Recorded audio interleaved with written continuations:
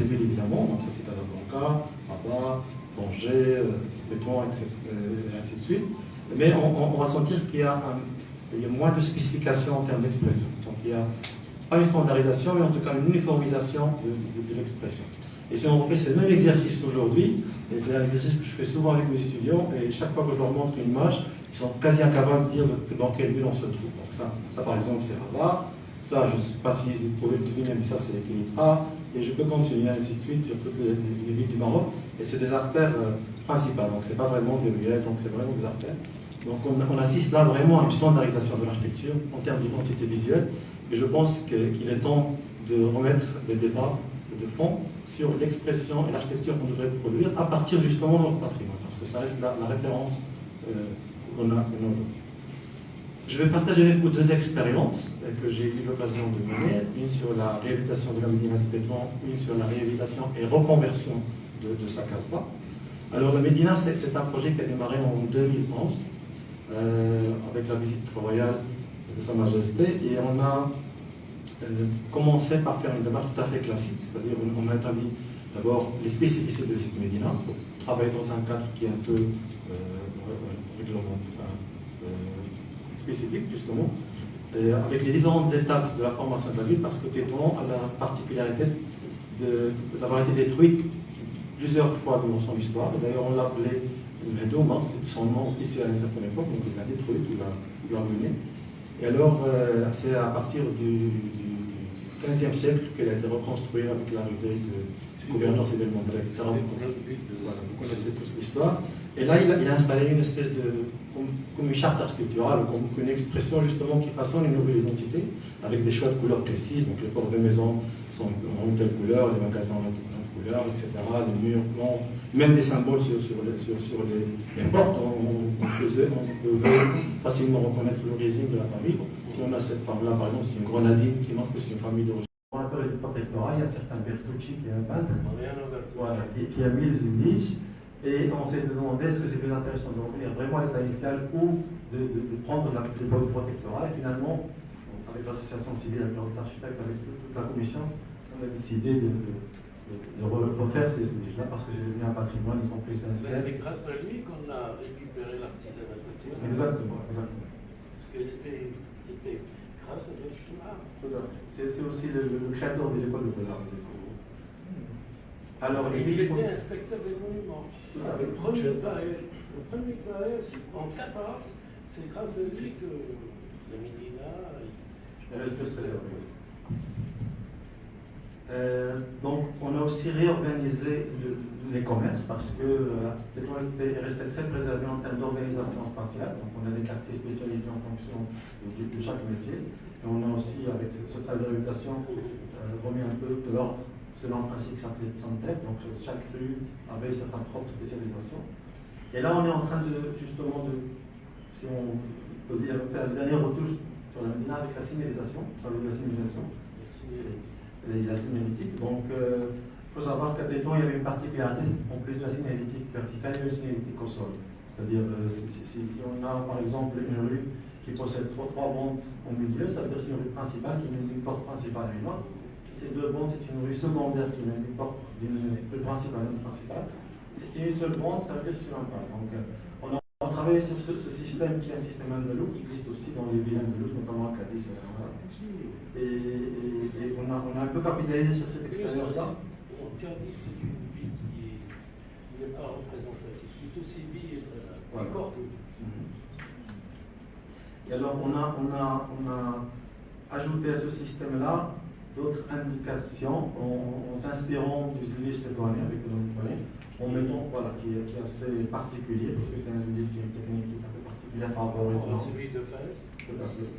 Mais qui n'est pas très connu dans le reste du Maroc parce qu'il n'a pas eu cette expansion avec le zillige de Fès. Et alors, on a donné des symboles à chaque monument et on a essayé d'intégrer ce travail un peu dans l'ensemble de la ville. Alors, ce qui est intéressant aussi, c'est qu'on a dû se soumettre aux exigences de la réglementation internationale en termes de visibilité, de cartes, de plans, d'échelle. Donc, on a aussi mis des panneaux un peu contemporains, mais en intégrant tous ces parcours, tous ces circuits traditionnels avec les monuments et même on a mis des QR codes pour que les touristes puissent se repérer, savoir où est-ce qu'ils se trouvent. Donc, Voilà une vue un peu de ce qu'on a noté à Médina. Donc ça c'est des panneaux qu'on a créé, je crois, 500 panneaux devant tous les monuments de la Médina. Et dans ce panneau, bien sûr, il y a la reconnaissance de l'UNESCO comme patrimoine mondial et aussi la reconnaissance de Tétouan comme ville créative. Et on a même créé un logo pour la ville, pour la promotion, et avec le QR code, où on peut savoir avec son téléphone portable où on se trouve. Donc c'était une expérience un peu pilote. Et ces mêmes codes, on les retrouve au sol et on les retrouve aussi dans les panneaux. Et devant chaque quartier, on a la localisation où est-ce qu'on se trouve avec les monuments qui approximent. Non, ça c'est un parcours qui existe. Je pense qu'on va ouvrir le débat juste après l'intervention. Je vais terminer. Non, vous prenez votre temps, on termine l'intervention, on ouvre le débat. Alors, ce qui est intéressant dans la ville de Tétouan, c'est que malgré son hétérogénéité, parce qu'elle a été créée par différentes périodes, et chaque période, chaque zone, chaque quartier avait sa propre structure morphologique. Donc on a le quartier Bled qui est le village. Donc voilà, c'est une organisation un peu organique, avec des ruelles un peu vertueuses. On a les quartiers Rabat, donc c'est des quartiers d'extension, avec le fait qu'ils doivent s'adapter à la topographie des lieux. Ça c'est assez intéressant parce qu'on trouve des recours, on trouve une autre typologie. Et on a aussi des quartiers créés comme le Lah, quartier juif, qui est complètement orthogonal, mais malgré cette hétérogénéité, en termes d'identité, visuelle, on trouve une espèce de cohérence, d'homogénéité d'ensemble, notamment grâce à l'utilisation de matériaux, de couleurs, d'expressions qui sont unifiés. Ça, c'est assez intéressant aussi de voir qu'on travaille sur le bâtiment, on se rend compte qu'il y a souvent des idées qui sont très novatrices, alors qu'on travaille sur quelque chose d'assez ancien.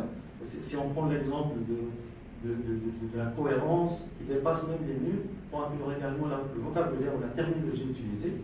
Donc, comme vous le savez, le mot d'arbre veut dire tourner autour, donc d'arbre ça veut dire tourner autour, parce qu'il exprime la configuration spatiale d'une maison avec les pièces qui tournent autour du patio, autour du lustre d'arbre plus précisément.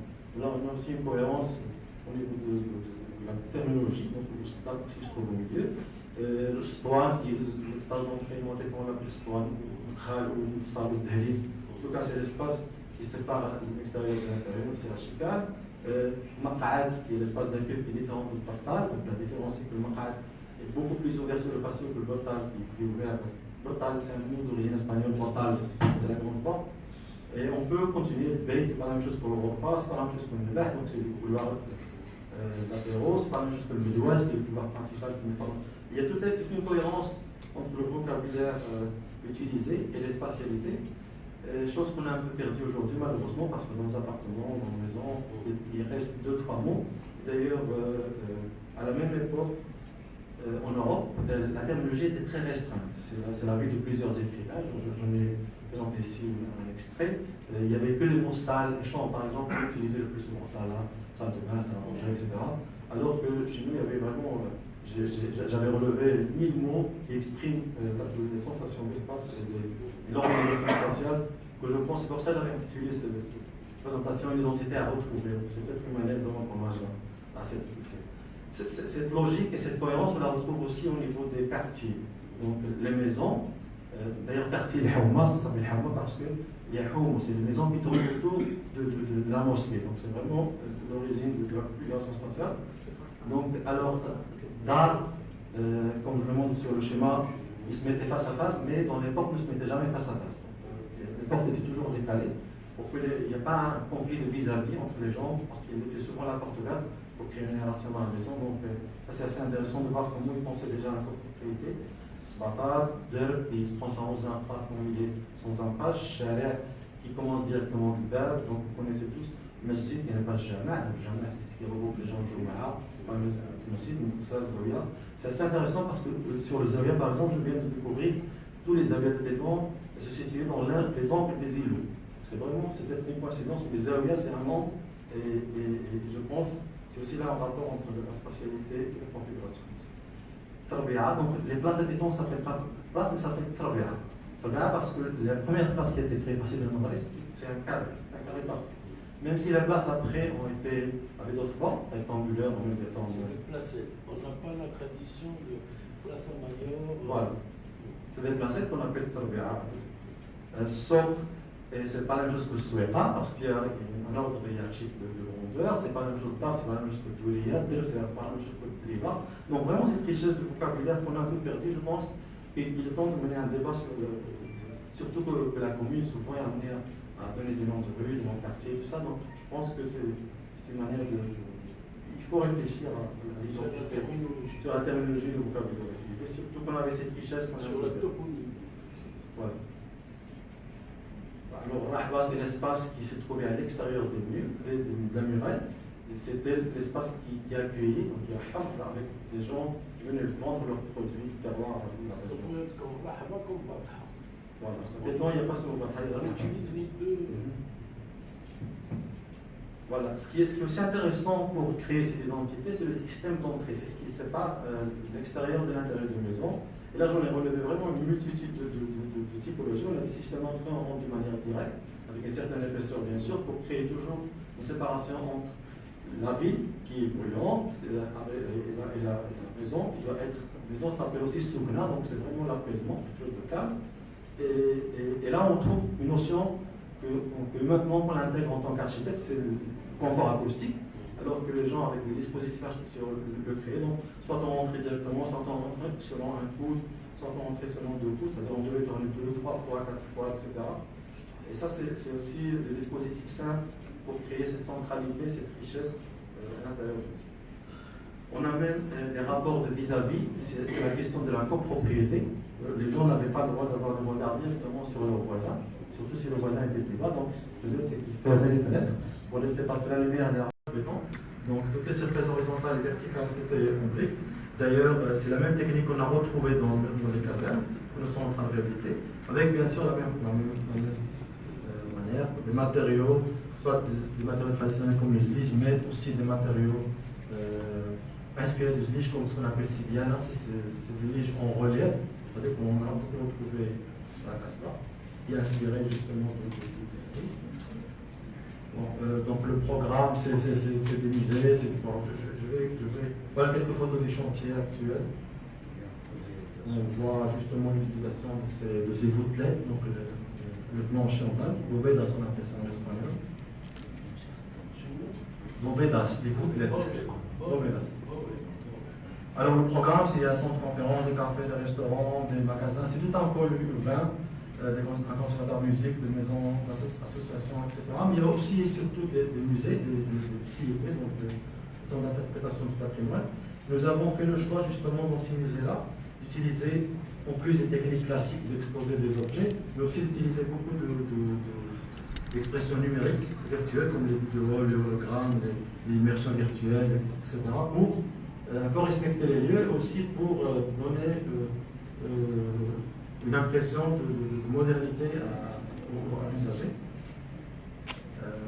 Voilà, il y a aussi des meubles kaléidoscopiques pour les enfants parce que c'est tourné aussi vers les écoles, les vidéomapping, toutes ces techniques-là on est en train d'utiliser avec les personnages qui sont en lien avec les droits, comme je sais pas, Shara, Ekman, David Guetta, tous ces gens d'origine de Tétouan. David Guetta, c'est un DJ qui est originaire de Tétouan. Alors, la réalité augmentée, ça c'est très important comme technique parce qu'on a découvert au cours du chantier justement des ruines enterrées. Toute une partie de la Casbah qui n'était pas découverte, qu'on a découvert au cours du chantier. On a décidé pour la reconstituer, donc de laisser le site intact, même si c'est ouvert au public. Les archéologues peuvent continuer à travailler en même temps. Et on va faire des reconstitutions virtuelles de ces espaces qu'on a explorés. Alors, je termine.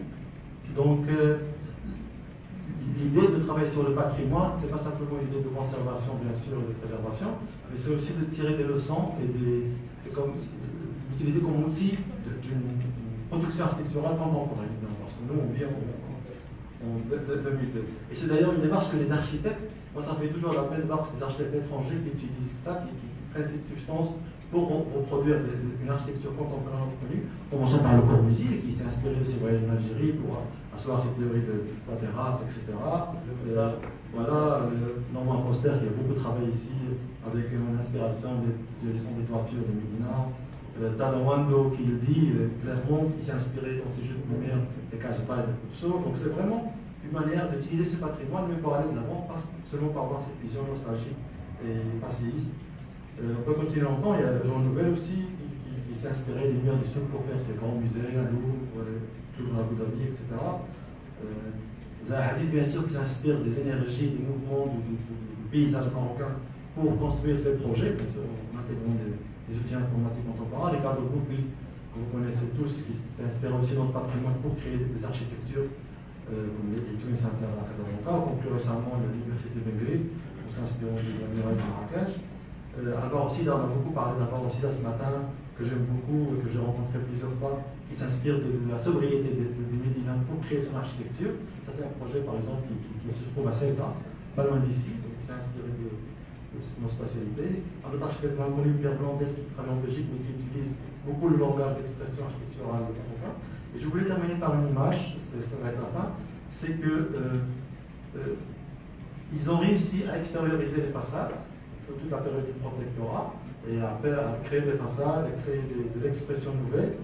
Mais je pense qu'il manque un débat de savoir si on devrait prolonger leur travail ou si on devrait revenir justement à l'original. Parce que lorsqu'on voit le résultat aujourd'hui, donc ça c'est Noudabé que tout le monde connaît, c'est un projet à Casablanca de Kandili. Je crois que l'usager a pris un peu le dessus sur les contacts des architectes. Et je pense qu'il est temps de se poser les bonnes questions pour avoir les bonnes réponses. Voilà, je vous remercie. Cette intervention nous a appris que dans notre langue maternelle, qui est l'arabe, une richesse tellement importante et qui est dans le détail, qu'il est nécessaire qu'on puisse pas revenir à nos racines, mais s'appuyer sur ça pour développer encore mieux des choses nouvelles. Une intervention qui nous fait remarquer qu'il y a des gens qui viennent de l'extérieur avec quelque chose qu'ils n'ont jamais vu, mais qui remarquent et qui développent et qui en font des noms. Aujourd'hui, nous avons Hadid, X, Y, Z, ce sont des gens qui viennent de l'étranger. Nous avons des compétences nationales en matière d'architecture qui, d'ailleurs, la preuve, les trois interventions sont d'une qualité tellement exceptionnelle que l'avenir de Tanger et de Tétouan est, on va dire qu'il est entre de très bonnes mains. Voilà. Entre de très bonnes mains. Donc, voilà, j'ouvre le débat. Je vais commencer avec madame. Madame, le nom?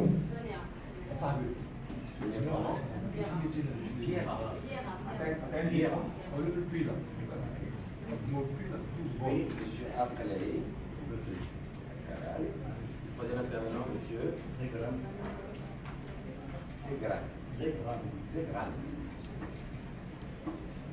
Très bien, trois interventions. Madame a la parole. Madame Sonia Pierre.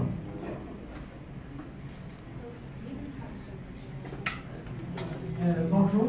Même pas, ça va être très rapide. Premièrement, je suis architecte, vous serez qui sont pas au courant. Je voulais seulement remercier l'intervention parce que ça donne une nouvelle idée sur les médias.